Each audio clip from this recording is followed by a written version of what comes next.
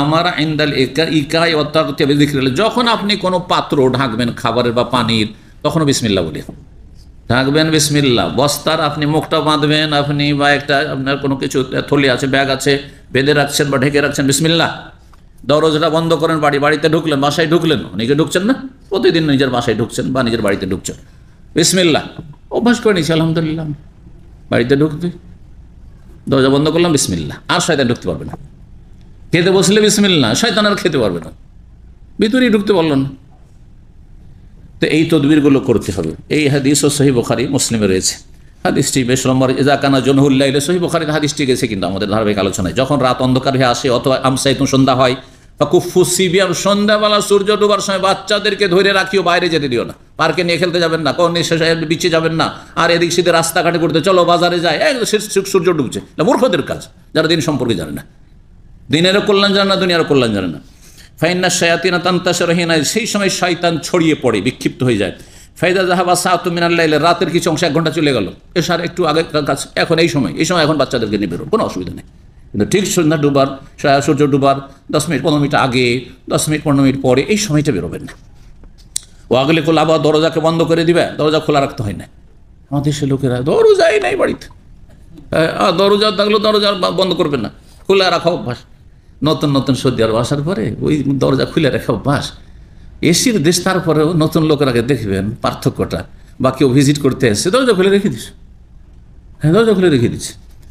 ওয়াজকুর ইসমাল্লাহ, দরজা বন্ধ করো, বিসমিল্লাহ বলো। ফাইন্না শায়তান লা ইয়াফতাহু বাবান মুগলাকা, বন্ধ দরজা শয়তান খুলতে পারে না, বিশেষ করে যদি বিসমিল্লাহ বলে বন্ধ করেন। জি।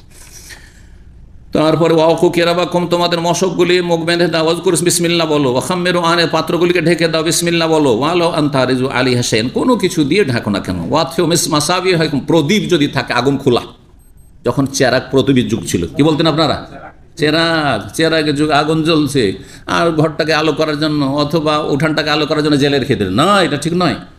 কারণ এইটা আপনার সর্বনাশ করতে পারবে না, গোটা গ্রামের সর্বনাশ করতে পারে।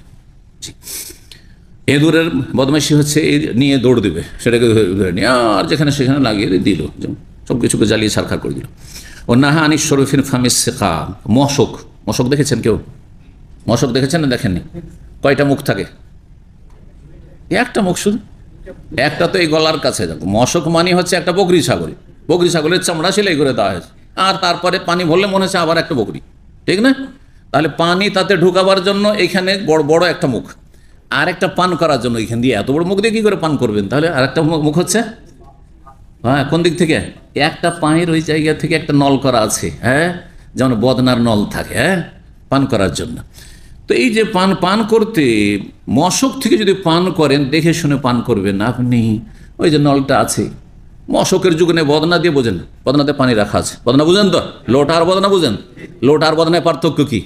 যেটাতে নল আছে, বদনা যেটা নল আছে, নল দিয়ে পানি পান করছেন, আর পানি তো হয়তো একটা পোকা আছে, জীবিত পোকা, ধরেন মরা পোকা না, জীবিত পোকা, আর আপনি দেখছেন না তো, হ্যাঁ, নল দিয়ে পান করছেন। পোকাটা যদি আপনার পেটে চলে যায়, কি অবস্থাটা হবে?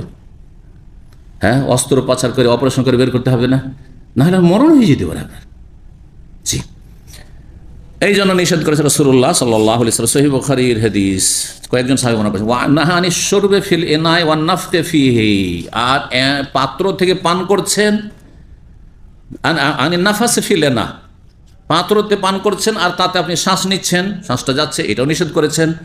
আর গরম যদি কোনো খাদ্য পানি হয়, তাতে ফুঁক দিতে নিষেধ করেছেন। আর কত লোক যে আছেন চায়ে ফুঁক দিয়ে করছেন না, হ্যাঁ, নিষেধ। কারণ এই যে ফুঁকটা বেরোচ্ছে, এটা ক্ষতি।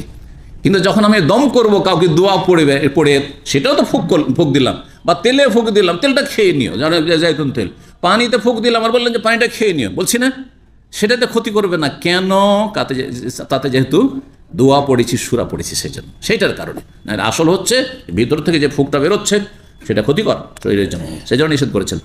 ওয়ান আনিশ্বর বিভিন্ন সুলমাতিল কাদাহে, কোনো পাত্র পেয়ালা আছে বা লোটা আছে, তাতে ফেটে আছে, সুলমাতুন মানে ছিদ্র, একটা ছিদ্র ফেটে গেছে, আর ওই ফাটা দিয়ে আপনার বের হচ্ছে, ধরেন ফোটা বা কিছু, হ্যাঁ, আর সেখান থেকে যদি আপনি পান করে নেন, নিষেধ করেছেন নবী সাল্লাল্লাহু আলাইহি ওয়াসাল্লাম। মুসনাদ আহমদ, আবু দাউদ হাদিসটি রয়েছে।